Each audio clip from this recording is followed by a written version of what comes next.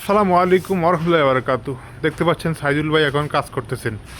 আজকের এই সাইদুল ভাই একদিনে গড়ে ওঠেনি। তিনি অনেক পরিশ্রমের পরে, অনেক কঠোর পরিশ্রমের পরে তিনি আস্তে আস্তে সাধারণ একজন থেকে অতি সাধারণ হয়ে উঠেছেন। তিনি খুব ছোটোবেলায় ঢাকা শহরে এসেছিলেন। প্রথমে একটি গ্যারেজে তিনি কাজ করেছেন। কাজ করার পরে অভিজ্ঞতা হওয়ার পরে আস্তে আস্তে তিনি ছোট একটা গ্যারেজ থেকে আজকে অনেক বিশাল বড় একটি গ্যারেজের মালিক হয়েছেন। তো তিনি নিজেকে এখনও মালিক দাবি করেন না। আসলে এটা আমার কাছে খুব ভালো লাগে, কারণ হচ্ছে তিনি চেষ্টা করেন একজন সাধারণ মানুষের মতো থাকার জন্য।